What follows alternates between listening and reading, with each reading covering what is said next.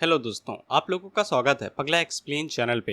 तो आज हम लोग एक ऐसे एनिमे को एक्सप्लेन करने वाले हैं जिसके अंदर मेन कैरेक्टर अपने पास्ट सेल्फ की मदद करता है ताकतवर बनने के लिए, क्योंकि फ्यूचर के दौरान उसे बहुत ज्यादा धोखा मिला था। लेकिन मेन कैरेक्टर के पास कमाल की एबिलिटी होने की वजह से वो अपने पास्ट सेल्फ को मैसेज करके उसे गाइड कर सकता है कि वो फ्यूचर में कैसे ताकतवर बनेगा और कैसे वो अपनी जिंदगी को संवार सकता है, ना कि उसकी तरह धोखा खाकर मरने के।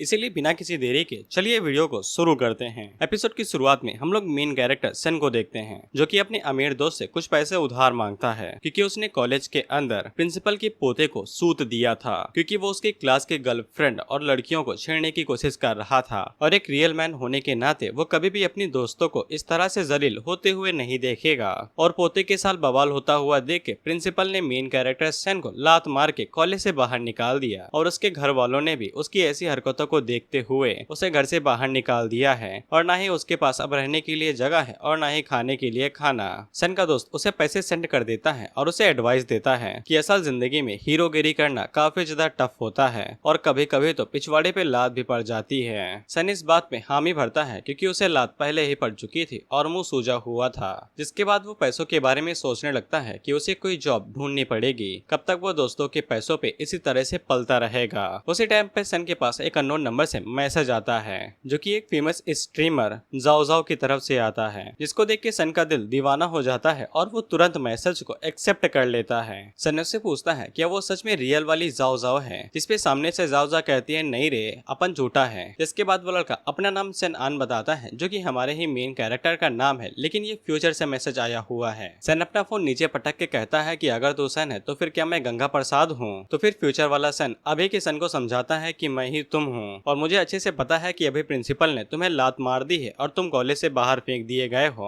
और खाने पीने का भी कोई ठिकाना नहीं है। और अगर तुझे मेरी बातों के ऊपर यकीन नहीं है तो फिर तू नीचे जा और अपनी फेवरेट शॉप के ऊपर खाना खा के देख। 10 मिनट के बाद ही वहाँ पे भूकंप आएगा और पूरी जमीन हिलने लगेगी। सन उसकी बातों के ऊपर ऑफ कोर्स यकीन नहीं करता है और वहाँ से जाते हुए सोचता है कि ये कुछ ज्यादा ही एनिमे देखता होगा, इसीलिए दिमाग पे असर हो गया है। जिसके बाद वो अपनी फेवरेट शॉप के ऊपर जाता है और खाने के लिए कुछ ऑर्डर करता है। लेकिन जैसा कि फ्यूचर वाले सन ने बताया था, 5 मिनट के बाद ही वहाँ पे भूकंप आने लगता है और उसकी फेवरेट शॉप नीचे ढह पूरी तरीके से बर्बाद हो जाती है। सन इस बात से हैरान होता है और उसे फ्यूचर वाले सन के ऊपर यकीन हो जाता है। जिसके बाद वो उसे मैसेज करता है और पूछता है कि उसे इसके बारे में कैसे पता चला। फ्यूचर वाला सन उसे दोबारा बताता है कि मैं ही तुम हूँ, लेकिन 10 साल फ्यूचर से। अब यहाँ पे असली मुद्दे पे आते हैं, मेरे पास टाइम बहुत ज्यादा कम है। फ्यूचर वाला सन बताता है कि जो भूकंप अभी आया था वो कोई असली भूकंप नहीं था, वो युआन यांग के एक्सप्लोजन की वजह से हुआ था, और 18 दिन के अंदर ही ये पूरी दुनिया पूरी तरीके से चेंज हो जाएगी। और सन को इस मौके का फायदा उठा के तैयारी कर लेनी चाहिए, नहीं तो वो 10 सालों के अंदर मारा जाएगा। और वो जो भी बातें कह रहा है ये बिल्कुल सच है, क्योंकि मैं ही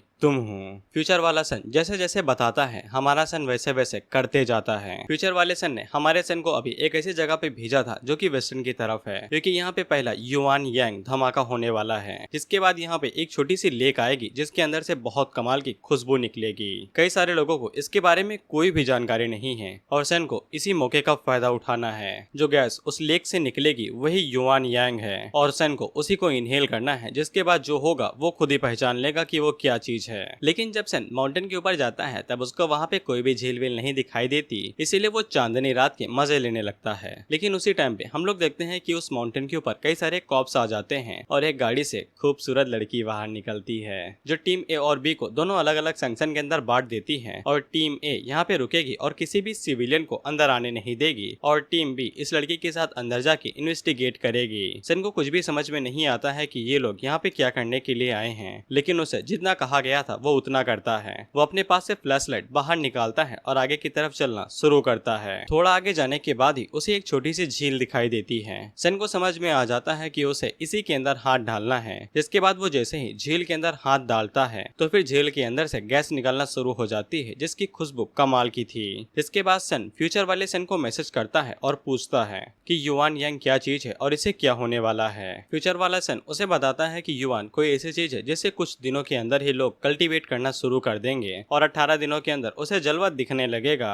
जैसा किसी नॉवल या फिर मानहुआ के अंदर होता है। इसके बाद हमारा सन फ्यूचर वाले सन से पूछता है कि वो अभी तक जिंदा कैसे है, जिसपे फ्यूचर वाला सन बताता है कि वो जिंदा नहीं है, वो पहले ही मर चुका है, लेकिन उसकी आत्मा अभी तक वॉइड के अंदर कैद है, जिसकी वजह से ही वो अभी तक उसे मैसेज कर पा रहा है। फ्यूचर वाले सन की फोन की बैटरी खत्म हो गई थी, इसीलिए वो सन को बता जाता है कि चुपचाप पानी को एब्जॉर्ब कर और बैठ जा, जिसके बाद हम लोग बाद में बात करेंगे। वहीं पे सन को सारी चीजों के बारे में पता नहीं चला था कि उसे धोखा कैसे मिला और असैसिन क्या है। उसी टाइम पे सन देखता है कि उसके सामने जो छोटी सी झील थी वो अचानक से बहुत बड़ी हो गई है और उसे अपनी आंखों के ऊपर यकीन नहीं होता है। खैर उसे जितना बोला गया था वो उतना काम शुरू करता है। वो चुपचाप पत्थर के ऊपर बैठ जाता है और वहाँ पे गैस यानी कि युवान को एब्जॉर्ब करने लगता है और वो जैसे ही युवान का एक कस मारता है तो फिर उसके पास सिस्टम आता है और उसे बताता है कि उसने टैलेंट को अवेकन किया है जो कि डिवेवर है और ये एक बी रैंक का टैलेंट है। जिसके बाद उसे दूसरा टैलेंट मिलता है जो कि वॉइड था और ये एस रैंक का टैलेंट है। लेकिन इसी के बाद उसे एक और टैलेंट मिलता है जो कि एसएस रैंक का था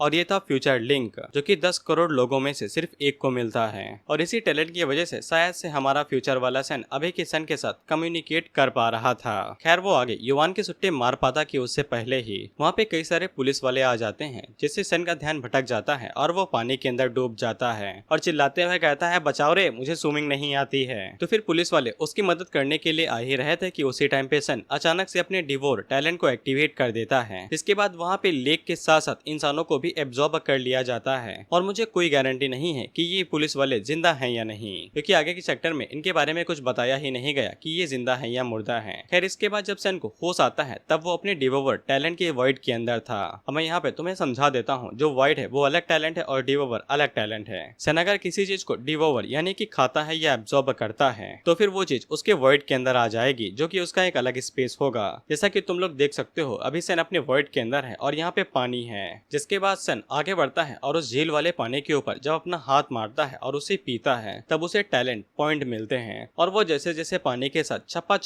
छाई करते जाता है उसे वैसे वैसे टैलेंट पॉइंट मिलते जाते हैं, जिससे सन काफी ज्यादा खुश हो जाता है और अपने मन के अंदर सोचता है कि इस 20 साल की कुत्ते वाली जिंदगी को अब मैं अलविदा कह सकता हूँ और आखिरकार एक मैन कैरेक्टर की तरह अपनी जिंदगी को जी सकता हूँ। जिसके बाद वो अपने स्टेटस को चेक करता है तो फिर उसे सारी जानकारी दे दी जाती है कि वो कितने साल का है और उसके पास कौन कौन से टैलेंट हैं। जिसके बाद तभी उसकी नजर फ्यूचर लिंक के ऊपर पड़ती है तो उसे हल्का सा अंदाजा लग जाता है कि इसी की वजह से शायद वो फ्यूचर वाले सन के साथ बात कर पा रहा है। लेकिन वो आगे कुछ कर पाता कि इससे पहले ही उसके वॉइड पूरी तरीके से हिलने लगता है। जिसके बाद उसे असली दुनिया के अंदर होश आ जाता है और उसे होश लेडी कॉप ने दिलाया था, जो कि सन से पूछती है बच्चे तू इधर क्या कर रहा है। सन जैसे ही लेडी कॉप को देखता है और इतनी खूबसूरत औरत को अपने सामने देख के उसकी लार बहने लगती है। Man of culture. उसी टाइम पे लेडी कॉप सन को होश में लाती है और उसे पूछती है बच्चे तू इधर आया कैसे, हमने तो पहले ही माउंटेन को पूरी तरीके से बंद कर दिया था। तो फिर सन आगे से घबराते हुए बताता है दीदी मैं यहाँ पे कैंप करने के लिए आया था और मेरे अंदर आने के बाद ही शायद आप लोग अंदर आए होंगे, उसके बाद आपने माउंटेन को सील किया होगा। इस पे लेडी कॉप तुरंत समझ जाती है कि ये तो साला झूठ बोल रहा है, क्योंकि आधी रात में कोई भी कैंपिंग करने के लिए इतने बड़े जंगल के अंदर नहीं आता है। इसीलिए लेडी कॉप सन से कहती है कि तुम मुझे सब कुछ सच बता दो,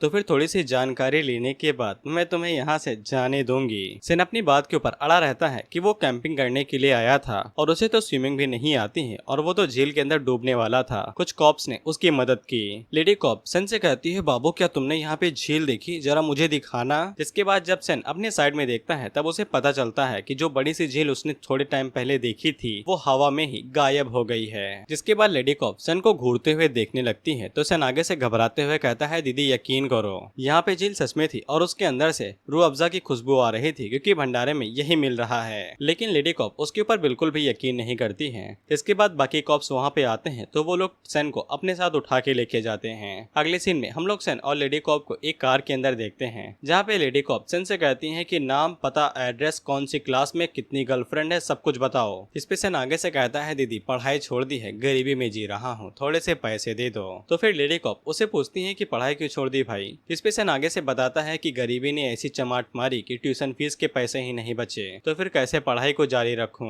तो लेडी कॉप पूछती है कि कैंपिंग करने के लिए पैसा कहाँ से आवा बाबू। तो फिर सन बात को टाल देता है ये कहते हुए कि मैं तो यहाँ पे बस हल्का सा रिलैक्स होने के लिए आया था। इसके बाद लेडी कॉप जब सन के बैग को चेक करती है तब उन्हें पता चलता है कि अंदर फ्लैश लाइट के साथ साथ बाकी सारी चीजें भी थी कैंपिंग करने के लिए। वहीं पे सन अपने मन के अंदर सोचता है कि अच्छा हुआ कि मैं अपने साथ कोई भी आईडी वाईडी नहीं लेके आया, नहीं तो ये लोग मेरे घर पे ही सीधा पहुंच जाते चाय पीने के लिए। लेडी कॉप को पता चल जाता है कि सन उसे चूने के साथ साथ कत्था भी लगा रहा है, इसीलिए वो अपने पास एक कट्टा बाहर निकाल लेती है और सन के ऊपर तान के कहती है कि जल्दी से बताओ कि यहाँ पे किस लिए आए थे और तुम्हारे पीछे क्या रीजन थे। जिसपे सन की आगे से फट जाती है और वो रोते रोते हुए कहता है कि दीदी कट्टा कहाँ निकाल रही हो, आप यूपी बिहार से थोड़ी ना हो और मैं सब कुछ सच सच बताने के लिए तैयार हूँ, बस घोड़ा मत दबाइएगा। लेडी कॉप सन से कहती है कि समझदार बनो और सब कुछ सच सच बता दो, क्योंकि वैसे भी मैं रूल्स को फॉलो नहीं करती हूँ। और तब जाके सन की नजर उस लेडी कॉप के सर के ऊपर लगी हुई टोपी के बैच के ऊपर पड़ती है। तब उसे पता चलता है कि ये लोग कोई नॉर्मल कॉप्स नहीं है, ये किसी स्पेशल यूनिट से आते हैं। जिसके बाद सन उल्टा उन्हीं से सवाल कर लेता है कि तुम लोग हो कौन, तुम लोग कोई कॉप्स तो लगते नहीं हो। तो फिर लेडी कॉप आगे से कहती है कट्टा नहीं दिखाई दे रहा है, जिसके हाथों में कट्टा होता है वही सवाल पूछता है और जो सामने नोक पे खड़ा होता है वही जवाब देता है। खैर हमें इन दोनों के बीच की मीठी मीठी बातें तो नहीं दिखाई जाती हैं, क्योंकि अगले सीन में हम लोग सन को उसके रूम के अंदर देखते हैं, जहाँ पे वो बेचारा बातों का जवाब दे दे के काफी ज्यादा थक चुका था। जिसके बाद वो लेडी कॉप के कार्ड को देखता है तो हमें पता चलता है कि उसका नाम बाई वीवी है और इन लोगों का कार्ड किसी ग्रीटिंग कार्ड की तरह लग रहा था, नाम के अलावा कुछ भी नहीं है। खैर इसके बाद टियान उन पलों को याद करता है जब वीवी ने उसे बड़े प्यार से पूछा था कि सब कुछ सच सच बता दे या फिर गोली खाएगा, और उन सुहाने पलों को याद करके ही टियान की पैंट गीली हो जाती है। जिसके बाद अगले सीन में हम लोग सन को भाई एक कैफे के अंदर देखते हैं, जहाँ पे वो बैच के जरिए सभी चीजों के बारे में पता लगाने की कोशिश कर रहा था कि वीवी किस यूनिट से आती है और वो लोग किस चीज के पीछे हैं और उनकी यूनिट का मकसद क्या है। लेकिन सन को वीवी के बैच और उसके यूनिट के बारे में कोई भी जानकारी नहीं मिलती है। उसी टाइम पे सन को इंटरनेट पे कुछ वीडियोस दिखाई देती हैं जिनके बारे में बताया जा रहा था कि ये जो अर्थक्वेक आया है ये पूरी तरीके से नेचुरल है और इसमें कोई भी गड़बड़ नहीं है। लेकिन सन को तो सच्चाई के बारे में पता था और सन अपने मन के अंदर सोचता है कि युआन यांग क्या है उसे अभी तक पता नहीं चला है। जिसके बाद वो फैसला करता है कि वो वीवी से पीछा छुड़वाने के लिए किसी अलग जगह पे रहने के लिए जाएगा। उसी टाइम पे सनमिंग जो कि उसका दोस्त है और उसी ने सन को पैसे दिए थे, वो पूछता है क्या वो ठीक है, अर्थक्वेक की वजह से उसे कुछ हुआ तो नहीं है। सन मौके पे चांस मारते हुए कहता है क्या सनमिंग उसे अपने घर पे रहने के लिए देगा। सनमिंग इसके लिए मना करने लगता है और बताता है कि उसने आज ही घर खरीदा है और क्या उसके इतने बुरे दिन आ गए हैं कि वो अपने नल्लू दोस्त के साथ वहाँ पे जाके रहेगा। लेकिन सन किसी तरह से सनमिंग को मना लेता है, ये कहते हुए कि वो गरीब बच्चा है और अर्थक्वेक की वजह से उसके पास रहने का भी ठिकाना नहीं बचा है। जिसके बाद सनमिंग को मक्खन लगाते हुए कहता है कि मेरी जान, तुम्हें तो मेरे प्यारे दोस्त हो जो मेरी परवाह करता है। तो फिर सामने से सनमिंग चिल्लाते हुए कहता है कि मैं तेरी परवाह नहीं करता हूँ, यहाँ पे मेरे घर के बारे में बात हो रही है कि तू रहने के लिए आने वाला है। खैर टियान इसी तरीके से सनमिंग को मना लेता है कि अब वो उसके घर के अंदर रहेगा और टियान हमें बताता है कि वो घर को इसलिए चेंज नहीं कर रहा है क्योंकि उसके पास रहने के लिए जगह नहीं बची है, बल्कि वो विवी से पीछा छुड़वाना चाहता है क्योंकि विवी के बारे में सन को कोई भी जानकारी नहीं मिली है, न ही जॉब डिस्क्रिप्शन न ही बिजनेस कार्ड, और उसको सिर्फ एक चीज पता चली थी उस बिजनेस कार्ड से जो कि थी ईओ, और गूगल बाबा से इसके बारे में पूछने से भी कोई जवाब नहीं मिला था। इसीलिए अपने रहने की जगह को बदल लेना सबसे अच्छा फैसला रहेगा। वहीं भी विवी ने सन को छोड़ने से पहले उसे सारी जानकारी ले ली थी कि वो कहाँ पे रहता है और क्या क्या काम करता है। इसीलिए टियान को काफी ज्यादा गुस्सा आ रहा था कि उन लोगों ने उसे सारी जानकारी ले ली, बाकी बदले में उसे कुछ भी नहीं मिला। और उसी टाइम पे हम लोगों को पता चलता है कि शेर पे भी सवा शेर होता है और विवी अपने तरीके से सन के ऊपर नजर रखे हुए थी।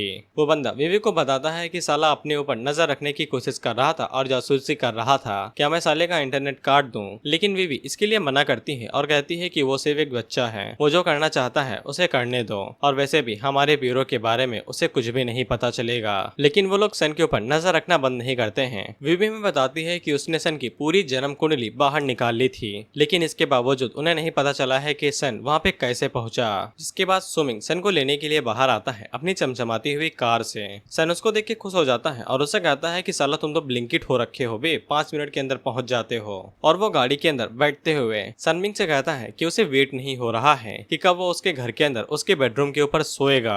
इसके बाद सन ने सक्सेसफुली विवी से अपना पीछा छुड़ा लिया था तो फिर उसे चैन की सांस आने लगती है। अगले सीन में हम लोग सन को देखते हैं जो कि सनमिंग का घर देख के एकदम हैरान हो गया था क्योंकि वो घर किसी बंगले से कम नहीं था। और वो हैरान होकर सनमिंग से कहता है कि मुझे पता नहीं था कि तुम इतने ज्यादा अमीर हो।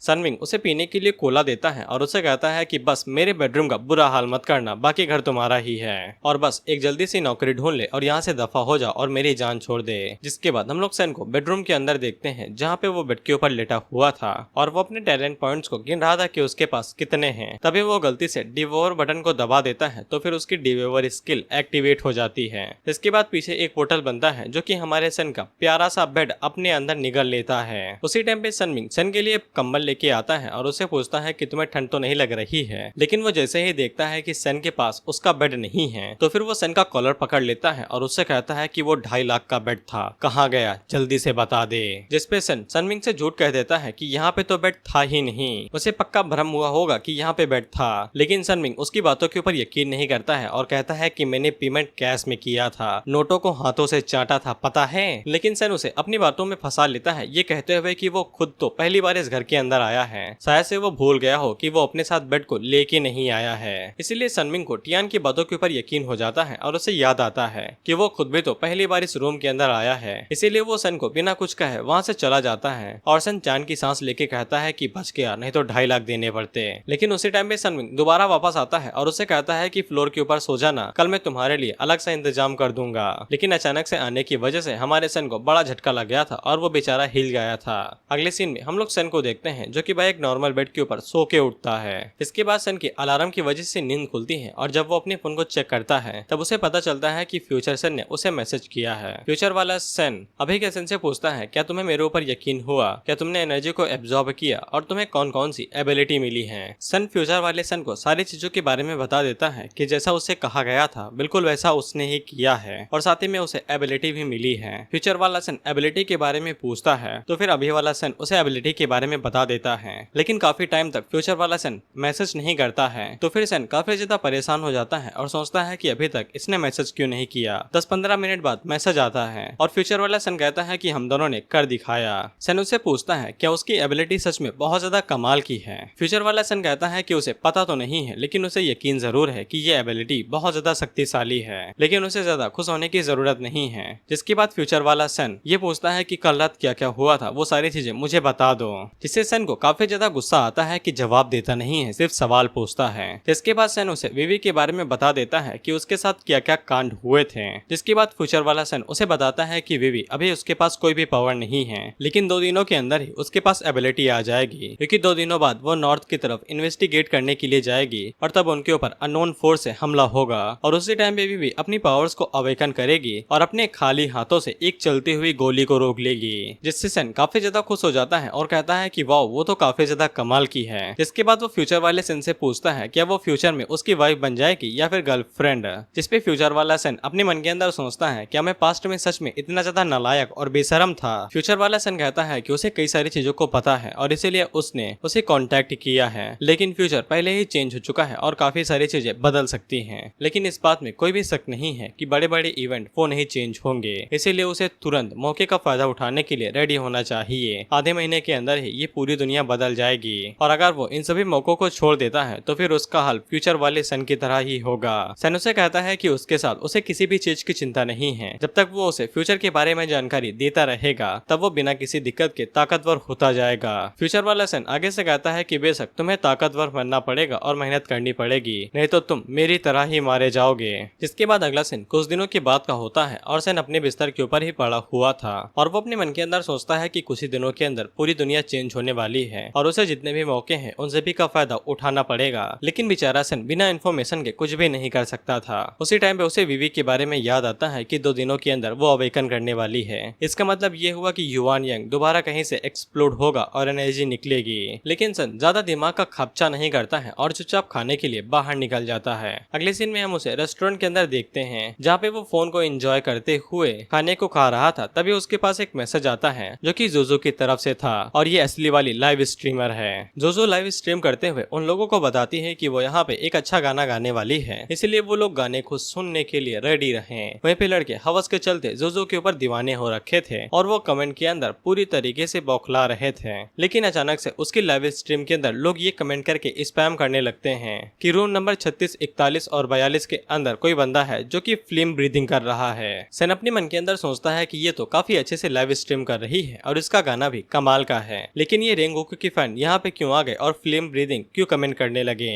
और सन को भी इस बात से हैरानी होती है कि इस जलने वाली दुनिया के अंदर लोग उसके लाइव स्ट्रीम के अंदर उस बंदे का प्रमोशन कर रहे हैं और इसे चिंता नहीं हो रही है। वहीं पे जोजो आगे से कहती है कि उसे चिंता नहीं हो रही है और वो खुद जाके उसकी लाइव स्ट्रीम को देखने वाली है। है। जिसके बाद हम लोग उस बंदे को देखते हैं जो कि फायर ब्रीदिंग नहीं कर रहा था, बल्कि वो वहाँ पे उचिहा क्लैन का फायर जुत्सु यूज कर रहा था, मुंह के अंदर से आग निकालते हुए। और लोग कमेंट में बात करते हुए पूछते हैं क्या उसने मुंह के अंदर दारू भरी हुई है, तो लोग कहते हैं कि नहीं, उसने कोई भी अल्कोहल नहीं भरी हुई है और वो काफी टाइम से ही आग निकाले जा रहा है। वहीं पे सन को भी पता लग जाता है कि ये बंदा अल्कोहल का यूज नहीं कर रहा है, इसलिए सन को यकीन हो जाता है कि ये बंदा भी उसकी तरह अवेकन्ड है, जिसने सन की तरह एबिलिटीज को अवेकन कर लिया है। खैर उसी टाइम पे लाइव स्ट्रीम गलती से इंटरप्ट हो जाती है, क्योंकि जिस बिल्डिंग के अंदर ये लाइव स्ट्रीम वाला बवाल चल रहा था वहाँ पे आग लग गई थी।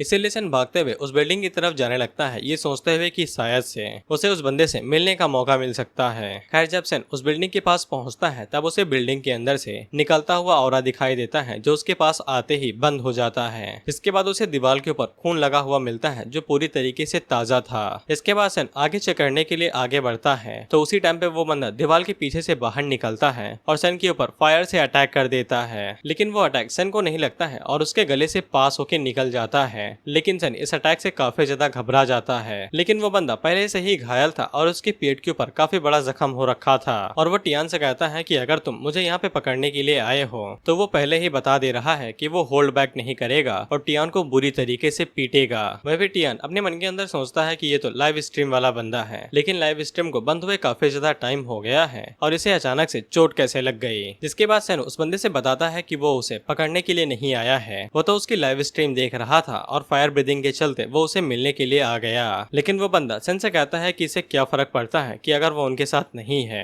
तो फिर कल जो अर्थक्वेक आया था वो उसके बारे में क्या है। अब देखो यहाँ पे कई सारे लूप होल्स हैं और ये साले एक तो जानकारी नहीं देते हैं। सन जो लाइव स्ट्रीम देख रहा था वो एक रात पहले की थी, और अगर तुमसे ड्राइंग नहीं होती है तो कम से कम साइड में लिख तो सकते हो कि एक रात पहले का है। खैर हमें क्या है, हमें तो मानवा पड़ना है। जिसके बाद सन उस बंदे को बताता है कि उसे कल रात के अर्थक्वेक के बारे में पता है और उसे ये भी पता है कि कल रात को वो बंदा कहाँ पे था। खैर वो बंदा आगे बात कर पाता कि इससे पहले ही वहाँ पे दो लोग आ जाते हैं और उन दोनों को ही पता लग जाता है कि कोई उनके ऊपर नजर रखे हुए है। इसके बाद वो लोग सीधा उस जगह पे आते हैं, तो इन लोगों ने अपने पास गोला बारूद रखा था। इनके पास लॉन्ग रेंज से शॉर्ट रेंज यहाँ तक कि ग्रेनेड भी थे, और लिटरली ये लोग अपने आप में ही जॉन विक हो रखे हैं। खैर वो लोग वहाँ पे कोई भी इंट्रोडक्शन नहीं देते हैं और सीधा बंदूक उठा के गोलियां बरसाने लगते हैं। लेकिन मजाल है कि उन लोगों को एक भी गोली लग जाए, वो भी इतनी क्लोज रेंज से। इसके बाद वो दोनों गोलियों से बचते बचाते पिलर के साइड में आ जाते हैं और कवर ले लेते हैं। सन उन्हें देखते ही समझ जाता है कि ये पुलिस की तरफ से बिल्कुल भी नहीं है, ये कहीं अलग से हायर किए गए गुंडे हैं। जिसके बाद वो उन लोगों से कहने की कोशिश करता है कि वो उस बंदे के साथ नहीं है, वो तो एक नॉर्मल सिविलियन है। लेकिन उसी टाइम पे उसकी नजर जब उस बंदे के ऊपर पड़ती है तो वो बंदा वहाँ से गायब हो चुका था। इसलिए सन को काफी ज्यादा गुस्सा आता है कि साला मुझे फंसा गया और खुद यहाँ से भाग गया। इसके बाद वो उन लोगों से दोबारा कहता है कि उसे कुछ भी नहीं पता है कि यहाँ पे क्या चल रहा है और वो बस एक नॉर्मल सा सिविलियन है। लेकिन वो लोग उसके ऊपर गोलियां बरसाते रहते हैं। सन अपनी जान बचाते हुए उन लोगों से कहता है कि मुझे मत मारो, मैं एक नॉर्मल सिविलियन हूँ। तो फिर दूसरा बंदा दूसरे बंदे की गन को रोक लेता है और कहता है कि वो फाइट बैक नहीं कर रहा है, ये पक्का कोई नॉर्मल सिविलियन होगा। इसके बाद वो लोग सन से कहते हैं कि अपने वेपन नीचे फेंक दो और अपने सर को ऊपर रख के नीचे आ जाओ। इसके बाद जब सन उनके पास आता है तो वो लोग सन के हाथों को एक पिलर के साथ बांध देते हैं और उससे कहते हैं कि यहाँ से भागने के बारे में सोचना भी नहीं तो या तुम अपनी जान गवा दोगे या फिर अपने पैर। जब हमारा काम खत्म हो जाएगा तब हम तुम्हें छोड़ देंगे। इतना कहने के बाद वो लोग बिल्डिंग के ऊपर चले जाते हैं उस बंदे को पकड़ने के लिए। उसी टाइम पे सन के मन के अंदर बस यही चल रहा था कि साला मेरे को इधर आना ही नहीं चाहिए था। और उसी टाइम पे सन के पास फ्यूचर वाले सन की तरफ से मैसेज आता है, तो सन अपनी फ्लेक्सिबिलिटी का इस्तेमाल करते हुए उस पिलर के सहारे ही घूम जाता है और उसके हाथों में उसका फोन आ जाता है। फ्यूचर वाले सन ने सन को बता दिया था कि यहाँ पे एक दूसरी ऑर्गेनाइजेशन भी है जो कि ब्यूरो की तरह ही है, लेकिन सन के लिए अच्छा यही होगा कि वो इनके साथ किसी भी तरह का कांटेक्ट ना रखे, नहीं तो वो मारा भी जा सकता है। सन उससे कहता है कि भाई तेरे को ये मुझे पहले बताना चाहिए था, उन लोगों ने मुझे पकड़ लिया है। तो फिर फ्यूचर वाला सन उसे कहता है कि चिंता की कोई भी बात नहीं है, वो उसको एक ट्रेनिंग सेट बताने वाला है जिसकी मदद से वो खुद को आजाद करा पाएगा और चीजों को संभाल लेगा। इसके बाद सन हमें बताता है कि ये ट्रेनिंग सेट कुछ और नहीं बस ब्रीदिंग टेक्निक थी, इसके चलते वो आसानी के साथ ब्रीदिंग करेगा। जिसके बाद सन ऐसा ही करता है और ब्रीदिंग करते हुए युवान एनर्जी को अपने अंदर एब्जॉर्ब कर लेता है एब्जॉर्ब करने के बाद उसके अंदर इतनी ताकत आ जाती है कि वो आसानी के साथ हथकड़ियों को खोल लेता है और उसे ऐसा फील होता है कि उसके अंदर पावर पूरी तरीके से घूम रही है। इसके बाद वो तेजी के साथ एक दीवार के ऊपर पंच मारता है तो वो दीवार टूट जाती है। फ्यूचर वाला सन पूछता है कि कैसा लगा, तो हमारा सन कहता है कि कमाल का, मेरी पूरी बॉडी के अंदर ताकत घूम रही है। और उसी टाइम पे वो दोनों लोग भी आ जाते हैं जिनको ऊपर की तरफ वो बंदा नहीं मिला था, लेकिन जब वो लोग सन को देखते हैं तब तक सन पूरी तरीके से आजाद हो गया था। लेकिन फनी बात ये थी कि वो भागने की जगह पे यहाँ पे बैठे बैठे इंतजार कर रहा था कि कब वो लोग वापस आएंगे और उसे मारेंगे। इसके बाद एक बंदा आगे बढ़ता है और वो सन के मत्थे के ऊपर बंदूक रख के उसे कहता है कि वो उसे काफी ज्यादा परेशान कर रहा है, इसलिए अब सन को यहाँ पे मरना पड़ेगा। लेकिन सन अपनी एबिलिटी का इस्तेमाल करते हुए उस बंदे के ऊपर एक किक मारता है जिससे उस बंदे की गन छूट जाती है और उसे ये पता चल जाता है कि सन भी एक अवेकंड है। जिसके बाद दूसरा बंदा सन के ऊपर गोलियां बरसाने लगता है तो सन जंप मार के उन्हें डॉज करने की कोशिश करता है, लेकिन उसी टाइम पे दूसरा बंदा भी खड़ा हो जाता है और वो दोनों मिलके सन के ऊपर गोलियां बरसाने लगते हैं। सन ने भले ही अपनी बॉडी को ताकतवर बना लिया था, लेकिन इतना काफी नहीं था। वो गोलियां उसको छूते हुए निकल रही थी और कुछ ही देर के अंदर वो दोनों मिलके उसे मार ही देंगे। इसीलिए सन अपने डिवोवर टैलेंट का इस्तेमाल करता है और वहाँ पे बड़ा सा पूल बना लेता है जिसके अंदर वो सभी बुलेट जाती हैं और सन उन्हें इवॉल्वर कर लेता है। और गोलियां खत्म होने के बाद सन अपने डिवोवर पूल को और भी ज्यादा बड़ा करता है और उन दोनों को भी एब्जॉर्ब करने लगता है। लेकिन उसी टाइम पे सन की एनर्जी खत्म होने लगती है तो डिवोवर पूल धीरे धीरे करके छोटा होने लगता है। इसी बात का फायदा उठाते हुए वो दोनों वहाँ से भागने लगते हैं और कहते हुए जाते हैं कि सन की एबिलिटी काफी ज्यादा अननोन है,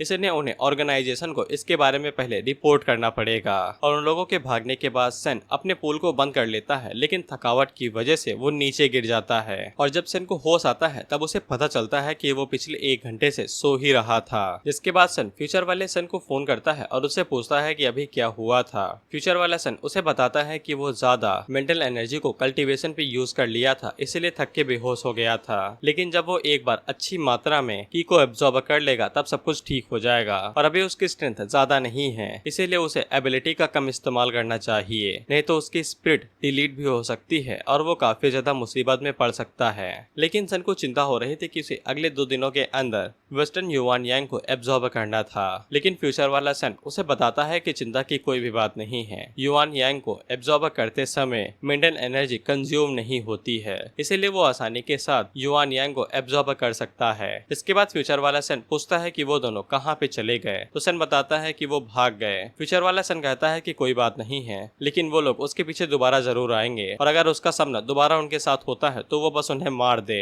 फ्यूचर वाला सन अभी के सन से कहता है कि दुनिया बदलने वाली है, इसीलिए उसने अपने प्यारेपन और कॉर्डिनेस यानी कि कायरता को छोड़ देना चाहिए आने वाले फ्यूचर के अंदर सरवाइव करने के लिए। सन को भी ये बात पता थी कि वो काफी ज्यादा सॉफ्ट है, इसीलिए वो लोगों को छोड़ देता है। लेकिन इसके बाद वो खुद से वादा करता है कि फिर चाहे मॉन्स्टर हो, इंसान हो या फिर डीमंस हो, जो भी उसे उसके फ्यूचर सेल्फ को अचीव करने से रोकेंगे वो उनको मार देगा और किसी को भी अपनी लाइफ के अंदर इंटरफेयर नहीं करने देगा। उसी टाइम पे हम लोग उसी बंदे को देखते हैं जो कि फायर ब्रीथिंग का इस्तेमाल करता है और ये किसी ऑर्गेनाइजेशन से बात कर रहा था और ऑर्गेनाइजेशन वालों ने इसकी जान बचाई थी। लेकिन ऑर्गेनाइजेशन वाले अभी इस बंदे को कुछ भी करने से मना करते हैं क्योंकि उन्हें ये नहीं पता है कि सन की एबिलिटी कितनी ज्यादा शक्तिशाली है और वो उल्टा इन लोगों के ऊपर भारी भी पड़ सकता है और शायद से कुछ समय बाद वो लोग सन को इनवाइट भी कर सकते हैं अपनी ऑर्गेनाइजेशन के अंदर। उसी टाइम पे सन को फील होता है कि कोई तो उसके ऊपर नजर रख रहा है, लेकिन वो बाद में फिर से टेंशन फ्री हो जाता है और कहता है कि जब तक मेरे पास मेरा फ्यूचर सेल्फ है मुझे किसी भी चीज से डरने की चिंता नहीं करनी है। उसी टाइम पे पीछे से एक लठ आता है और उसके दिमाग के ऊपर पड़ता है और हमारा सन क्लीन बोल्ड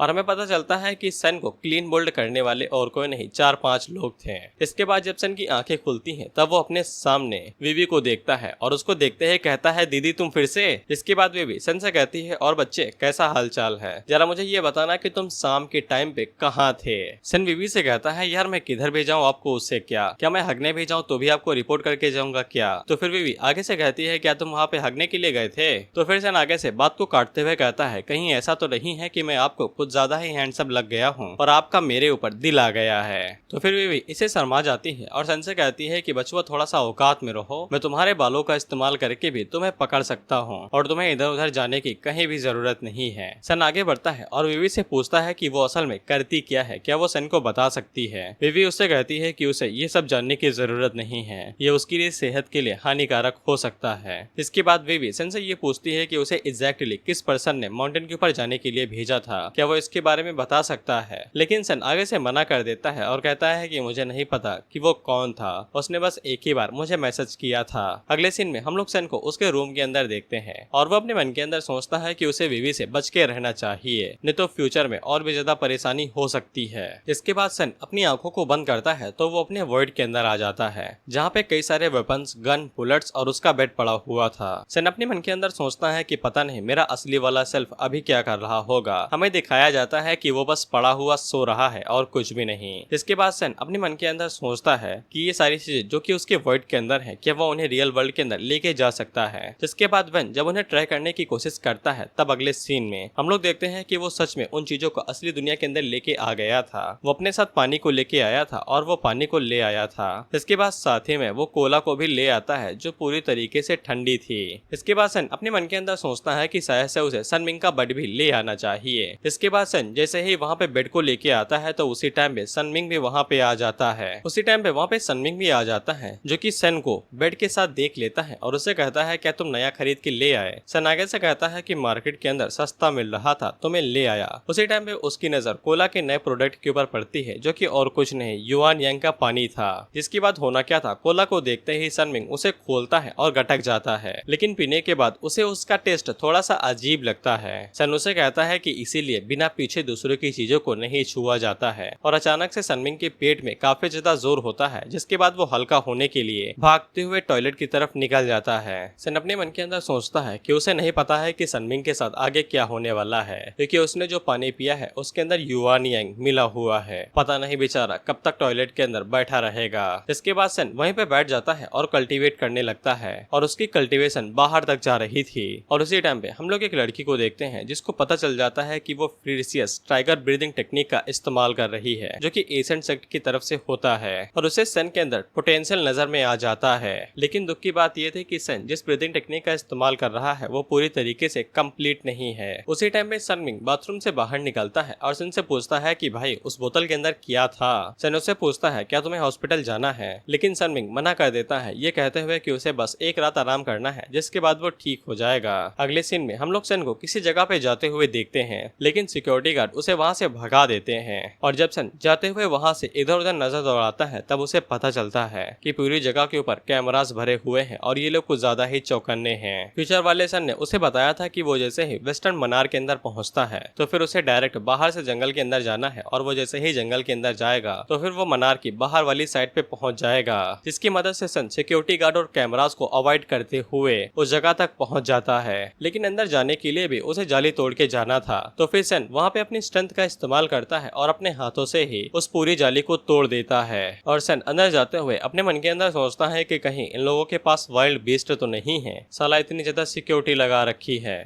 फ्यूचर वाले सन ने पहले ही बता दिया था कि उसे थोड़ा सा गहराई में जाना है, जिसके बाद उसे युआन यांग पेड़ों के अंदर से निकलता हुआ दिखेगा और सन को उन्हें ही एब्जॉर्ब करना है। उसी टाइम पे हम लोग देखते हैं कि सन के पीछे से एक वाइल्ड बीस्ट आ जाता है जो कि उसी गली से आया था जिसे सन आया था। सन पीछे मुड़ के उसे देखता है तो उसे पता चल जाता है कि ये कोई नॉर्मल सा नहीं है, ये म्यूटेटेड बीस्ट है जो शिकार करने के लिए बनाया गया है। और ऊपर से वो बीस्ट सन को देख के मुस्कुरा रहा था। इसके बाद बीस्ट सन के पीछे पड़ जाता है और सन अपनी जान बचाते हुए भागने लगता है और वो बीस्ट सन का पीछा ही नहीं छोड़ रहा था। इसके बाद सन के सामने एक पेड़ आता है तो वो उसके ऊपर जंप मार के पीछे की तरफ डॉज कर लेता है, लेकिन वो बीस्ट सीधा जाके पेड़ से टकराता है और उसका सर फट जाता है। सन इस बीस्ट को ऐसे ही नहीं छोड़ सकता था, नहीं तो उनको इसके बारे में पता भी चल सकता था। इसीलिए वो अपने डिवोवर पोल का इस्तेमाल करते हुए उस बीस्ट को अंदर धर लेता है। जिसके बाद सन टाइम को देखता है तब उसे पता चलता है कि इरप्शन होने में सिर्फ 5 ही मिनट बचे हैं और उसी टाइम पे भूकंप भी आने लगता है। तो फिर वो भागते हुए एक ऊंची जगह पे चला जाता है क्योंकि वही सबसे सेफ जगह थी।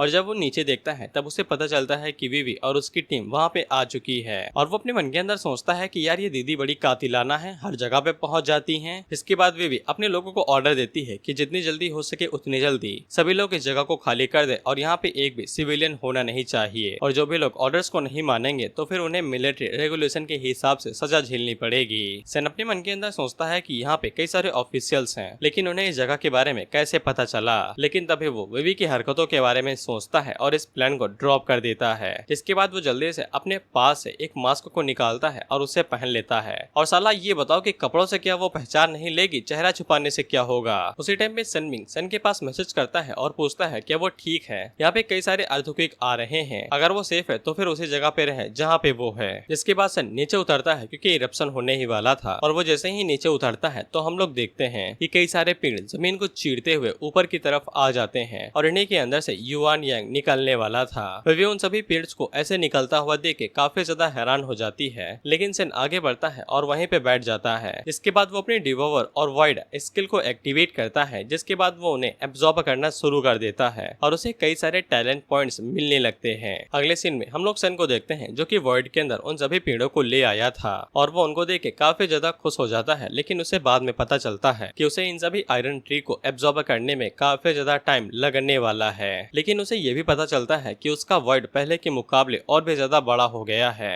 जिससे उसे ये समझ में आ जाता है कि युआन यांग को डिवोर करने के बाद से उसका वॉइड बढ़ने लगता है और वो भी अपग्रेड होता है। इसके बाद सन अपने डिवोर एबिलिटी को चेक करता है, तब उसे पता चलता है कि वो एबिलिटी बी रैंक की है। लेकिन जब वो अपने डिवोर का इस्तेमाल करता है और उसे अपग्रेड करता है तब उसकी एबिलिटी बी से ए रैंक की हो जाती है। उसी टाइम पे हम लोग बाहर की दुनिया में देखते हैं तो एक बंदा विवी से कहता है कैप्टन जरा उधर देखिए। और जब विवी उस तरफ मुड़ के देखती है तब उन्हें सन दिखाई देता है जो कि उस जगह पे बैठ के कल्टीवेट कर रहा था। और सन हमारा अभी भी वॉइड के अंदर है। विवी उन लोगों से कहती है कि तुम लोग अपना कंटिन्यू रखो, मैं जाके वहाँ पे चेक करती हूँ। लेकिन उसी टाइम पे एक पेड़ की तना उसको लगता है तो उसके बहुत ज्यादा चोट लग जाती है। एक सोल्जर उसे घाव को साफ करने के लिए कपड़ा देता है और जब विवी अपने घाव को साफ कर ही रही थी तभी वो देखती है कि उसका घाव अचानक से ठीक हो गया है और वो इससे काफी ज्यादा हैरान हो जाती है। लेकिन उसी टाइम पे हम लोग देखते हैं कि वहाँ पे कोई आ जाता है जो कि गोलियां बरसाने लगता है और कई सारे सोल्जर ऐसे ही मारे जाते हैं। सन भी वॉइड से बाहर आ जाता है और अपने मन के अंदर सोचता है कि कौन यहाँ पे बैंग बैंग कर रहा है। और तभी उसकी नजर विवी के ऊपर पड़ती है तो एक गोली डायरेक्ट विवी की तरफ आगे बढ़ रही थी। विवी उसे अपनी तरफ आते हुए देख लेती है और वो अपने हाथों का इस्तेमाल करते हुए ही उस गोली को रोक लेती है। वो सभी सोल्जर्स हैरान होकर विवी से पूछते हैं कैप्टन क्या आपने एक गोली को अपने हाथों से ही रोक लिया। विवी भी इस बात से हैरान हो जाती है कि उसने अपने हाथों से एक चलते हुए बुलेट को रोक लिया। वहीं पे वेन का बड़ा सा मुंह खुल जाता है क्योंकि वहाँ पे अब महायुद्ध होने वाला था विवी के सोल्जर्स वर्सेस ऑर्गेनाइजेशन के बीच में। लेकिन दुख की बात यह है कि हमें ये धूम धड़ाका दिखाया नहीं जाता है। पता नहीं ऑथर ने ऐसा क्या किया कि उसने ये कट सीन ही मार दिया। और मैंने ऑफिशियल रॉ में भी चेक कर लिया है यानी कि जो ओरिजिनल रहता है और उसके अंदर भी ऐसे ही चैप्टर शुरू होते हैं जहाँ पे कई सारे लोग मरे पड़े होते हैं। और विवी की बातों से हमें पता चलता है कि जितने भी ऑर्गेनाइजेशन वाले थे उन सभी लोगों ने अपने आप ही सुसाइड कर लिया है। लेकिन उन्हें इसके बारे में कोई भी अंदाजा नहीं मिलता है कि ये सब किसने किया। लेकिन विवी को ये जरूर पता था कि ये सभी प्रोफेशनल असैसिन्स हैं। उसी टाइम पे एक सोल्जर सन को विवी के पास लाता है तो विवी उसके कपड़ों को देखते ही पहचान लेती है और उससे पूछती है बच्चे तुझे अंदर आने किसने दिया। सन आगे से कहता है दीदी मेरे पैर में चोट लग गई है, मुझे इस बार जाने दो, अगली बार से ऐसा कुछ भी नहीं करूंगा। तो फिर विवी को सन के ऊपर दया आ जाती है और वो अपने लोगों से कहती है कि इसे जाने दो, इसकी कोई भी गलती नहीं है। लेकिन वो लोग आगे से कहते हैं कि उन्होंने अभी तक सन की आइडेंटिटी को वेरीफाइड नहीं किया है।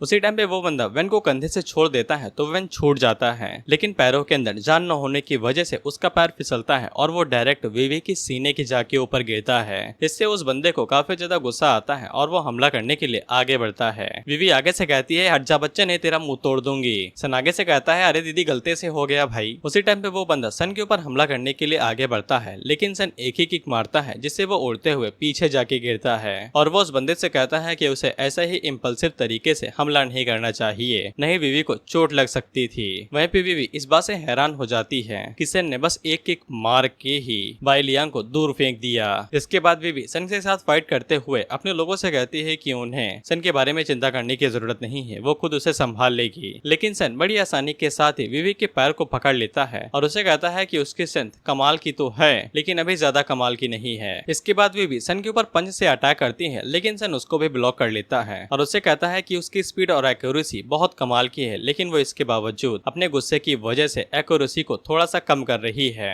इसके बाद विवी अपने पैर को घुमाते हुए सन के मुंह के ऊपर किक मारने की कोशिश करती है लेकिन सन हमारा उसके दोनों पैरों को ही पकड़ लेता है। इसके बाद सन विवी को पकड़ता है और उसे उठा के पीछे फेंक देता है जिससे विवी पीछे जाके गिरती है और वहाँ पे एक बहुत बड़ा धमाका होता है। सन इसी बात का फायदा उठा के तुरंत वहाँ से खिसक लेता है और विवी बस चिल्लाते रह जाते हैं बच्चे रुक जा। लेकिन उसी टाइम पे विवी को पता चलता है कि सन ने उसकी मदद की है और उसकी स्ट्रेंथ पहले के मुकाबले थोड़ी सी बढ़ गई है। और सन वहां से भागते हुए अपने मन के अंदर सोचता है, उम्मीद करता हूँ कि ये एबिलिटी उसकी मदद कर देगी फ्यूचर के अंदर। खैर जब सन वहां से भाग ही रहा था तभी उसे एक बहुत बड़ा स्नेक दिखाई देता है और उसी टाइम पे उसके बगल से एक बहुत बड़ा सुअर भी गुजरता है और सन उसे काफी तेजी के साथ डॉज कर लेता है, जिससे उसे पता चल जाता है कि उसकी बॉडी युवान की वजह से काफी ज्यादा इम्प्रूव हो गई है, इसीलिए उसके रिफ्लेक्सेस भी काफी ज्यादा शार्प हो गए हैं। खैर हम लोग उस सुअर को देखते हैं जो कि आगे जाके क्रैश हो जाता है और बेचारा बेहोश हो जाता है। सन को पता चलता है कि ये भी म्यूटेटेड पिग है और सन अपने मन के अंदर सोचता है कि इसे भी डिवोर कर लेते हैं। लेकिन जब वो आगे बढ़ता है और डिवोर कोशिश करने की कोशिश करता है तब उसे पता चलता है कि वो जिंदा चीजों के ऊपर उसका इस्तेमाल नहीं कर सकता है। अगले सीन में हम लोग सन को मार्केट के अंदर देखते हैं जहाँ पे वो कुछ खाने के लिए आया था और उसी टाइम पे हम लोग वहाँ पे जुजू को भी देखते हैं जो कि अपनी अलग ही लाइव स्ट्रीम कर रही थी। सन जैसे ही जुजू को वहाँ पे देखता है तो वो उसे जाके डायरेक्ट इंटरेक्ट करता है। जुजू उसे पूछती है तुम कौन हो भाई साहब, तो फिर सन आगे से बताता है कि वो जुजू का बहुत बड़ा वाला फैन है और वो काफी टाइम से जुजू को फॉलो करते हुए आ रहा है। इसके बाद जुजू सन को लाइव स्ट्रीम के अंदर ले लेती है और सभी लोग बात कर रहे थे कि ये चिकना लौंडा जुजू के बगल में कैसा है।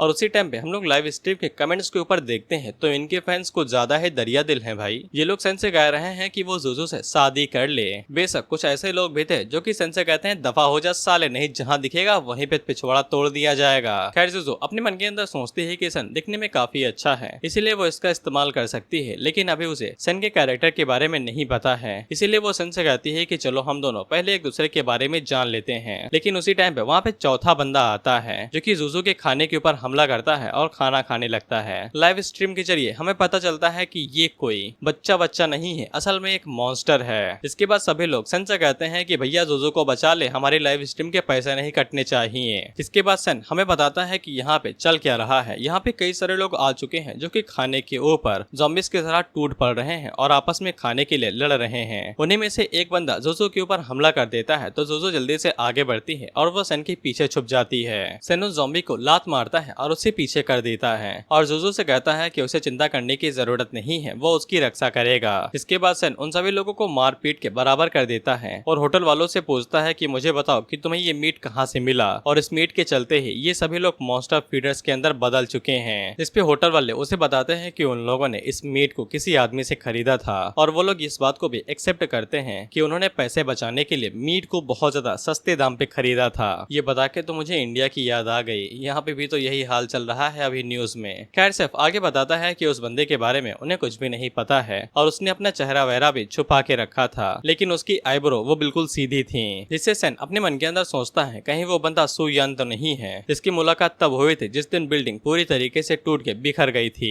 इसके बाद सन होटल वालों से कहता है कि ये मीट मेरे लिए पैक कर दो, मुझे चेक करना है। इस पे वो लोग उसके लिए खाने को पैक कर देते हैं और कहते हैं कि भैया बुरा रिव्यू मत छोड़ना, वही हमारी जिंदगी का सार है। सन अपने मन के अंदर सोचता है कि यहाँ पे चल क्या रहा है, उसे पक्का इसके बारे में पता लगाना ही पड़ेगा। वहीं पे जुजू अपने मन के अंदर सोचती है कि उसे अब सन का वी चैट चाहिए और वी चैट चाइना के अंदर इंस्टाग्राम, स्नैपचैट और व्हाट्सएप की तरह होता है। जिसके बाद सन जैसे ही मीट को चेक करता है तब उसे पता चलता है कि मीट के अंदर से युआन यांग की एनर्जी बाहर निकल रही है। जिसके बाद वो इसके बारे में फ्यूचर वाले सन से पूछता है और उसे बताता है कि उसे एक ऐसा मीट मिला है जिसके अंदर से युआन यांग निकल रहा है और लोग जैसे ही इसे खाते हैं तो वो मीट उन्हें ज़ॉम्बी के अंदर चेंज कर देता है। फ्यूचर वाला सन उसे बताता है कि ये कोई नॉर्मल मीट नहीं है, ये म्यूटेटेड बीस्ट का मीट है और नॉर्मल लोग इसे नहीं खा सकते हैं। सन पूछता है कि ऐसा क्यों भाई, तो फ्यूचर वाला सन बताता है कि बीस्ट आमतौर पे वायलेंट होते हैं। सामान्य लोग जैसे ही उनके मीट को खाते हैं तो मीट के अंदर जो बैक्टीरिया होते हैं वो उनके दिमाग के ऊपर हमला करते हैं और इमोशन के ट्रिगर्ड हो जाने की बात से वो बहुत ज्यादा खतरनाक और वायलेंट बन जाते हैं और सोसाइटी के लिए वो बहुत ज्यादा खतरनाक बन सकते हैं। सन उसे पूछता है कि अगर मैं इस मीट को खाता हूँ तो फिर मेरे साथ क्या होगा। फ्यूचर वाला सन उसे बताता है कि उसकी बॉडी अब पहले से अलग है और वैसे भी इस मीट के अंदर युआन यांग मिला हुआ है, अगर वो इस मीट को खाता है तो फिर उसकी बॉडी के अंदर एनर्जी बढ़ेगी। जिसके बाद सन फ्यूचर वाले सन को बताता है कि उसे पता चला है कि जिस बंदे ने उन लोगों को ये मीट डिलीवर किया था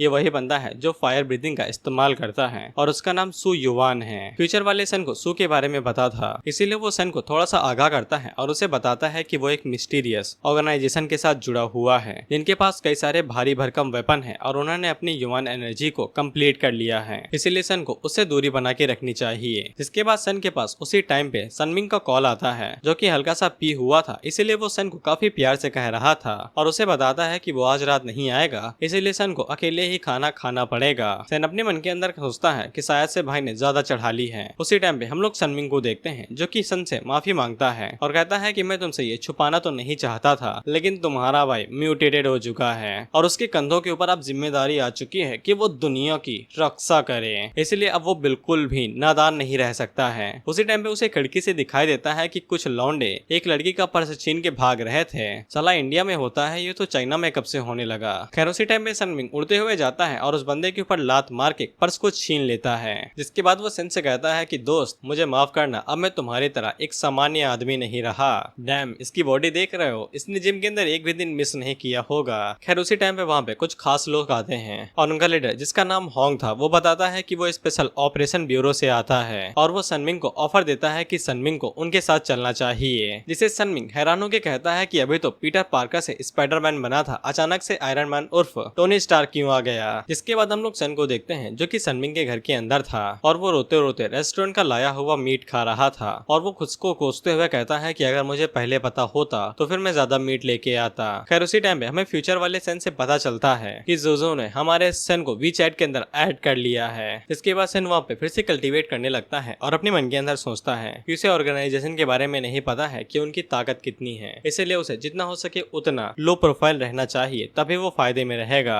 लेकिन उसी टाइम पे सन के पास उसके बचपन का दोस्त जाओ वैंग की तरफ से कॉल आता है और हमारे वैंग को पता चला था कि सन एक नौकरी की तलाश में है, इसीलिए वो उसके लिए नौकरी का ऑफर लेके आया था। वैंग कहता है कि उसे पता है कि सन एक अच्छा फाइटर है, इसीलिए उन्हें एक सिक्योरिटी गार्ड की जरूरत है और उसे काफी अच्छे पैसे मिलेंगे। सन इसके लिए मान जाता है क्योंकि पैसों के सामने किसी की भी नहीं चलती है। सन को याद आता है कि वैंग ने उसे जिस जगह पे बुलाया है वहाँ पे अक्सर जोजो जाया करती है, इसीलिए उसके पास अभी भी मौका हो सकता है कि शायद से वो कल जोजो से दोबारा मिल सके। उसी टाइम पे हम लोग जोजो को देखते हैं जो कि कुछ ज्यादा ही शर्मा रही थी। दरअसल जोजो को पता था कि कल वहाँ पे सन आने वाला है सिक्योरिटी गार्ड की नौकरी करने के लिए और जोजो को किसी भी कीमत पे सन का वी चैट चाहिए था और क्योंकि जोजो को पता है कि वो उसका फैन है इसीलिए उसके पास अभी भी एक मौका है। इसके बाद हमें गजब का पैनल दिखाया जाता है और मुझे कभी कभी देख के लगता है कि इन सभी चीजों को यानी कि ये जो ड्राइंग है एआई की मदद से बनाया गया है। अगले सीन में हम लोग सन को देखते हैं और उसकी मुलाकात जोजो से हो ही जाती है, लेकिन वो दोनों ज्यादा देर तक बात नहीं कर पाते हैं क्योंकि उसी टाइम पे वहाँ पे वैंग आ जाता है जो कि सन को बताता है कि उसकी मिलनी जॉब यहाँ पे चू यूजी को प्रोटेक्ट करना है जो कुछ दिनों के लिए यहाँ पे रुकने वाली है और सन को यहाँ पे ज्यादा हीरोगिरी दिखाने की जरूरत नहीं है और वो नॉर्मल एक्ट कर सकता है।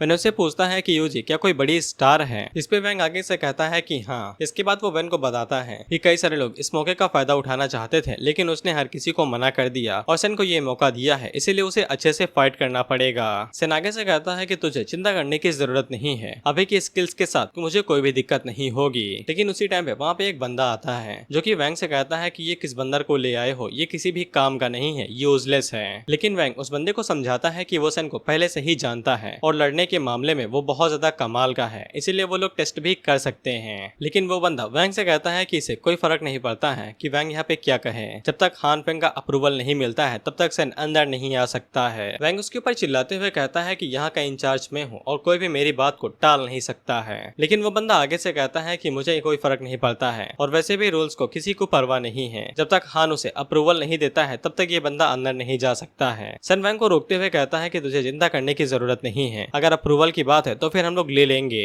वहीं पे जोजो को सन की चिंता होने लगती है क्योंकि उसने सुना था कि हैन टेक्वांडो के अंदर ब्लैक बेल्ट है, इसीलिए उसे सन की चिंता हो रही थी कहीं ये बेचारा मार न खा जाए। वहीं पे कुछ लोग आगे से कहते हैं कि ये बच्चा पक्का सन के हाथों से मार खाएगा और चुपचाप यहाँ से चला जाएगा। लेकिन उसी टाइम पे जोजो सन की साइड लेती है और उससे कहती है कि वो काफी ज्यादा कमाल का है। सन जोजो को शुक्रिया कहता है उसकी तारीफ करने के लिए। जिसके बाद हैन सन से कहता है क्या तुम मुझसे फाइट करना चाहते हो। सन आगे से कहता है कि फाइट नहीं करनी है, बस अप्रूवल चाहिए, अगर दे दोगे तो फाइट नहीं करूंगा। जिसके बाद हान तेजी के साथ आगे बढ़ता है और सन के ऊपर एक जोरदार किक मारता है, लेकिन सन उसे आसानी के साथ डॉज कर लेता है। जिसके बाद वो भी हान के ऊपर एक किक मारता है और हान उसे बिल्कुल भी पीछे की तरफ रोक नहीं पाता है और वो धड़ाम से जाके उसी बंदे से टकरा के नीचे गिर जाता है। इसके बाद हान सन को अप्रूवल दे देता है और उसे कहता है कि बुरा नहीं था और क्योंकि तुम मुझसे बेहतर हो इसीलिए यूजी की प्रोटेक्शन अब तुम्हारे पास है, तुम उसके और भी करीब जा सकते हो। और पता नहीं क्यों सन के जीतने में जोजो बहुत ज्यादा खुश हो जाती है और वहीं पे कुछ लोग सन को गालियां दे रहे थे और कहते हैं कि हान उसके ऊपर इजी गया होगा या फिर ये उसका लक होगा। लेकिन उसी टाइम पे जुजो के बगल में खली हुई लड़की सन से कहती है कि जुजो उसको वीचैट के अंदर ऐड करना चाहती है, जिससे वो लोग नाराज हो जाते हैं और उन्हें सन से जलन होने लगती है। जिसके बाद हम लोग उसी बंदे को देखते हैं जो कि अभी सन को बाहर भगाना चाहता था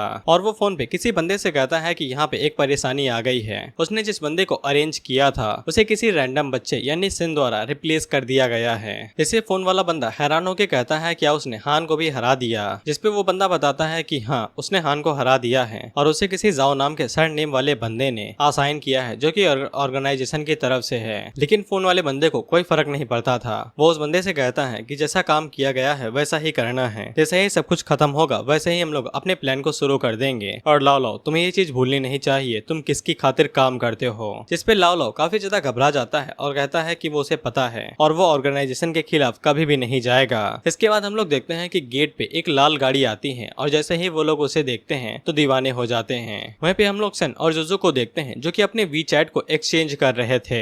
इसके बाद सन जाते हुए जोजो से कहता है कि अब उसे काम पे जाना पड़ेगा। इसके बाद हम लोग देखते हैं कि गाड़ी के अंदर से यूजी बाहर निकलती है और उसी टाइम पे कई सारे लोग वहाँ पे उसे घेरने के लिए आ रहे थे ऑटोग्राफ लेने के लिए। लेकिन सन जल्दी से सामने आ जाता है और वो किसी को भी आगे बढ़ने नहीं देता है। यूजी की सिक्योरिटी गार्ड उसे पूछती है कि वो यहाँ पे किस लिए आया है, तो फिर सन उसे बताता है कि उसका नाम सन है और वो यहाँ पे यूजी की सिक्योरिटी के लिए इंचार्ज है। उसी टाइम पे हम लोग जोजो को देखते हैं और उसे थोड़ी सी नाराजगी हो रही थी क्योंकि उसके जितने भी फैंस थे वो सभी यूजी के पीछे जा रहे थे और तभी उसका पैर फिसलता है और वो नीचे गिरने वाली थी। लेकिन सन जल्दी से आगे बढ़ता है और वो जोजो को नीचे गिरने से बचा लेता है। अगले सीन में हम उन सभी लोगों को कार के अंदर देखते हैं और यूजी सन से कहती है कि तुम तो बहुत ज्यादा कमाल के हो, भले ही तुम बहुत ज्यादा बिजी थे लेकिन इसके बावजूद तुम्हारे पास टाइम था कि तुम किसी दूसरी वुमन को बचा लो। सन उसे कहता है कि ये मेरा साइड बिजनेस है, मैं दलाली का काम करता हूँ जीबी रोड पे, तुम्हें कोई दिक्कत है? यूजी सन से कहती है कि वो सब छोड़ो, तुम्हारा चेहरा तो लटका हुआ है, क्या तुम्हें सच में लगता है कि तुम सिक्योरिटी गार्ड या फिर बॉडीगार्ड का काम कर पाओगे? सन आगे से कहता है कि कल रात में सोया नहीं था इसीलिए चेहरा थोड़ा सा मुरझाया हुआ है, लेकिन तुम्हें चिंता करने की जरूरत नहीं है, मैं तुम्हें किसी भी कीमत पर प्रोटेक्ट करूंगा।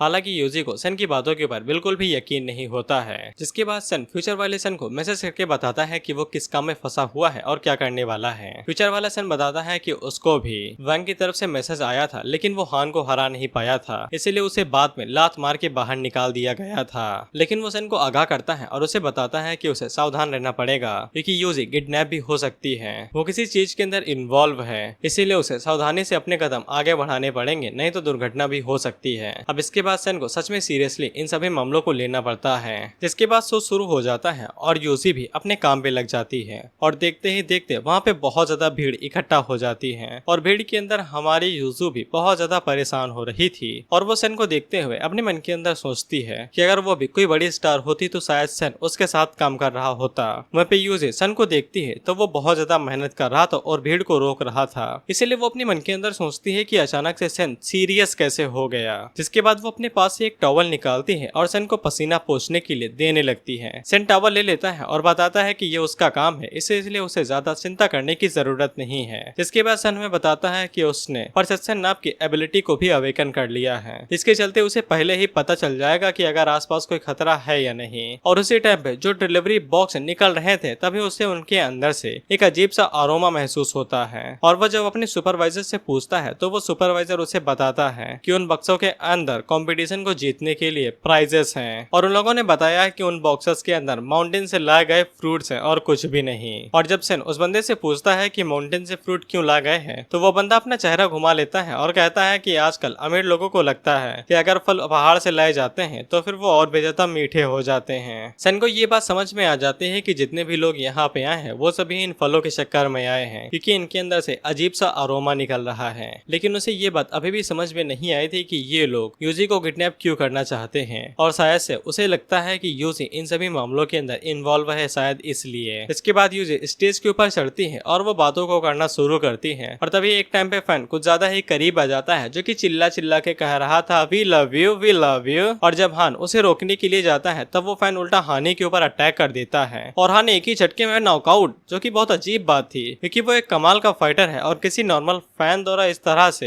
एक ही अटैक में नॉकआउट होना बहुत बड़ी बात है। जिसके बाद वो यूजी की तरफ आगे बढ़ने लगता है और उससे कहता है कि वो उसे काफी ज्यादा पसंद करता है। वहीं पे हान सन को बताता है कि वो बहुत ज्यादा शक्तिशाली है, कुछ तो गड़बड़ है। जिसके बाद सन तेजी के साथ आगे बढ़ता है और उस फैन के ऊपर लात मार के उसे पीछे फेंक देता है और वो उसके ऊपर दोबारा हमला करने ही वाला था कि उसी टाइम पे वही बंदा यानी लाओ लाओ सन को रोक लेता है और उसे कहता है इतना काफी है और वो लोग उसे ले जाएंगे। इसके बाद वो लोग आगे बढ़ते हैं और उस बंदे को पकड़ के कहीं और ले जाने लगते हैं। वो बंदा अपने मन के अंदर सोचता है कि वो बस यूजी को पकड़ ही लिया था और उसने अपना मिशन पूरा कर ही लिया था, बस कुछ गड़बड़ हो गई। सन भी अपने मन के अंदर सोचता है कि इसकी फिजिकल स्ट्रेंथ किसी ऑर्डिनरी लोग के मुकाबले में बहुत ज्यादा आगे है, यहाँ पे कुछ तो गड़बड़ है। जिसके बाद वो हान को अपने पास बुलाता है और उसे कहता है कि यूजी अभी भी खतरे में हो सकती है। यहाँ पे कई सारे लोग हैं और बहुत ज्यादा टीमें हैं, इसीलिए कई सारे लोग इकट्ठा हुए हैं और सबके ऊपर नजर रख पाना नामुमकिन है, इसीलिए कुछ गलत होने से कोई भी रोक नहीं सकता है। और सन को इसी बात की चिंता है कि वो गलत होने से अकेले कुछ भी नहीं कर पाएगा।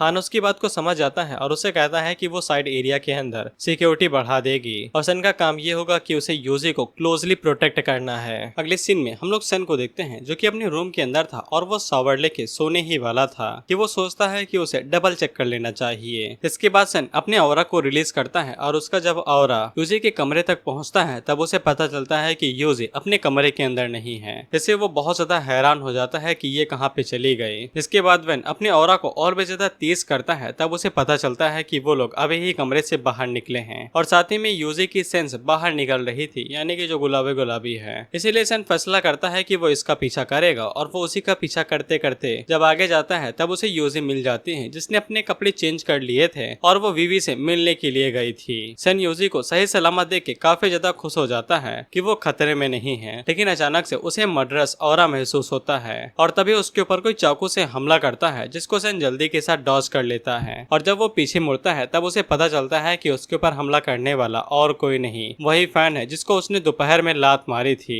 वो फैन सन से कहता है कि सन बहुत ज्यादा अनोइंग है और वो अपने काम को पूरा करने ही वाला था अगर सन उसके बीच में ना आता। इसके बाद वो दोबारा सन के ऊपर अपनी चाकू से हमला करता है। सन उसकी चाकू को आसानी के साथ डॉज कर लेता है और अपने पास से कट्टा बाहर निकाल लेता है। कट्टे को देखते ही वो बंदा बहुत ज्यादा घबरा जाता है, जिसके बाद वो तेजी से वहाँ से भागने लगता है और अपने मन के अंदर सोचता है कि पहले वो जान बचाएगा, मिशन को तो वो कभी भी पूरा कर सकता है। और इतना सब सोचने के बाद वो तुरंत 9-2-11 हो जाता है। सन अपने मन के अंदर सोचता है कि ये तो साला बहुत ज्यादा तेज था, लेकिन मुझे यहाँ से खिसक लेना चाहिए। गन की आवाज से सिक्योरिटी गार्ड्स यहाँ पे आते ही होंगे। जिसके बाद हम लोग सन को देखते हैं और वो दोबारा टेबल चेक करता है तब उसे पता चलता है कि यूजी अपने कमरे में अंदर आ चुकी है और वो सो रही है। इसीलिए वह सन भी चैन की सांस लेता है और वो भी सो जाता है। लेकिन उसी टाइम पे हम लोग उसी बंदी को देखते हैं जो कि एक बार सन के घर के बाहर थी और उसी के पास वो फैन आया हुआ था जो कि सन से कुछ देर पहले फाइट कर रहा था। वो लड़की उस फैन से कहती है कि तुम्हें उस बंदे को ज्यादा उंगल नहीं करनी चाहिए थी, जिसपे वो बंदा आगे से कहता है कि वो तो बस उसकी ताकत को टेस्ट करना चाहता था क्योंकि ऑर्गेनाइजेशन ने उसे ऑर्डर दिया था ताकि वो लोग उसे अपने अंदर बुला सके। वो लड़की वहाँ से जाते हुए कहती है कि ये याद रखना कि वो काफी ज्यादा शक्तिशाली है, इसीलिए बिना किसी फालतू में उसे उंगली मत करना। और ऑर्गेनाइजेशन बिल्कुल भी नहीं चाहेगी कि कोई उसके जैसा बंदा हमारा दुश्मन बने। वो फैन आगे से कहता है कि उसने हायर अप से सुना था कि वो सभी लोग उस बंदे को ऑर्गेनाइजेशन के अंदर बुलाना चाहते हैं। वो लड़की कहती है कि ये तुम्हारा काम नहीं है, तुम्हें जितना ऑर्डर दिया जाता है उतना ही करो। और रही बात यूजी की, तो हम लोग उस मामले के अंदर इन्वॉल्व नहीं हो सकते हैं। और सन के ऊपर नजर रखना और इस बात को पक्का करना कि वो मरे नहीं। हम लोग अपने गंदे कामों को अमीर फैमिली के बीच के अंदर नहीं ला सकते हैं। और तुम्हें पता होना चाहिए कि जो एहसान मैंने तुम्हारे ऊपर किया है तुम उसका भुगतान कैसे करोगे। इतना कहने के बाद वो लड़की वहाँ से गायब हो जाती है। इसके बाद वो फैन अपने अंदर से 3-4 गोलियां बाहर निकालता है और लड़खड़ाते हुए आगे की तरफ जाने लगता है। जिसके बाद शो का आखिरी दिन आ जाता है और अब यहाँ पे अवार्ड सेरेमनी शुरू होने वाली थी। हम लोग भीड़ के अंदर कई सारे लोगों को देखते हैं जो कि आपस में बात कर रहे थे कि उनके मिशन को याद रखना है कि वो लोग जोवी के पीछे नहीं है। उन लोगों का मिशन उन फ्रूट्स को लेना है किसी भी कीमत पे, और उन लोगों को सन को भी अवॉइड करना है क्योंकि वो बहुत ज्यादा परेशानी खड़ा कर रहा है। और वो सभी लोग आपस में बात कर रहे थे और सन को उन सभी लोगों की आवाजें सुनाई दे रही थी क्योंकि उसने पहले ही परसेप्शन एबिलिटी को एक्टिवेट किया हुआ था। सन अपने मन के अंदर सोचता है कि ये सभी लोग ताकतवर हैं, पावरफुल हैं और बहुत ज्यादा सीरियस और डिसिप्लिन है, बिल्कुल एक सोल्जर की तरह। शोल्डर से याद आता है कि बीबी की ऑर्गेनाइजेशन भी इस तरह की स्पेशल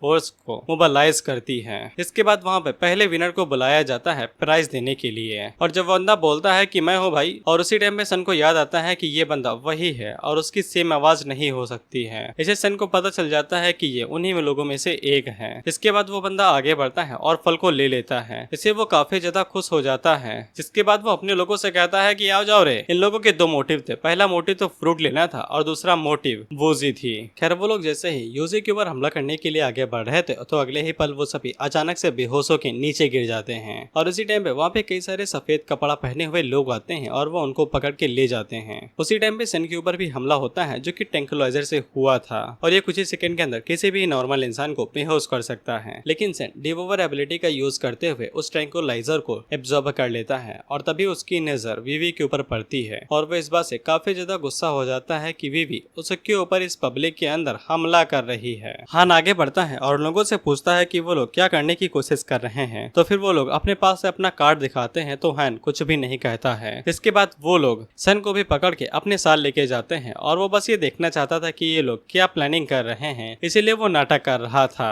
इसके बाद हम लोग विवी को सन की बॉडी के साथ देखते हैं और उसी टाइम पे वहाँ पे यूजी आती है जो कि विवी से पूछती है कि सन कैसा है। विवी बताती है कि वो ठीक है, लेकिन तुम्हें उसकी चिंता क्यों हो रही है। इस पे यूजी आगे से कहती है कि वो हमारे बारे में कुछ भी नहीं जानता है, तो फिर तुम उसको यहाँ पे लेके क्यों आई हो। जिसके बाद वो विवी से पूछती है क्या उसकी एबिलिटी अवेकन हो गई है, तो विवी उससे कहती है कि तुम्हें जिन चीजों के बारे में ना पता हो उसके बारे में नहीं पूछना चाहिए। दीवालों के भी कान होते हैं और तुम्हें आजकल के टेक्नोलॉजी के बारे में पता है और किसी ने अगर हमारी कन्वर्सेशन सुन ली तो काफी ज्यादा दिक्कत हो सकती है। अगर किसी को पता चल गया कि तुम चू फैमिली से आती हो तो फिर तुम्हें पता भी है कि ये कितनी बड़ी न्यूज बन जाएगी और कितने सारे लोगों को पता है कि तुम चू फैमिली की डॉटर हो, ना ही कोई उनके लिए काम करने वाली। सन इस बात को जान के काफी ज्यादा हैरान हो जाता है कि यूजी चू फैमिली से आती है, लेकिन चू फैमिली सिल्वर सिटी के अंदर 4 बड़ी फैमिलीज में से एक है। चू टियानबा जो कि पूरी सिटी के अंदर एक बहुत बड़ी हस्ती है और उसका बिजनेस काफी ज्यादा फैला हुआ है पूरी कंट्री के अंदर, यहाँ तक कि वो कई सारी कंपनीज का मालिक भी है जो कि कई सारे एंटरटेनमेंट कंपनीज के अंदर फैला हुआ है और वेराइटीज के अंदर। और र्यूमर्स ऐसा कहते हैं कि यूजी सिर्फ उनके लिए काम करती है, लेकिन उनमें से किसी भी ने नहीं सोचा होगा कि चू यूजी असल में सिल्वर सिटी की चू फैमिली की प्रिंसेस है और पूरी की पूरी सिल्वर सिटी एंटरटेनमेंट उसकी फैमिली की है। और इसी के साथ हम लोग इस एपिसोड को यहीं खत्म करते हैं और मैं उम्मीद करता हूँ कि किसी ने इसे पहले से एक्सप्लेन ना किया हो।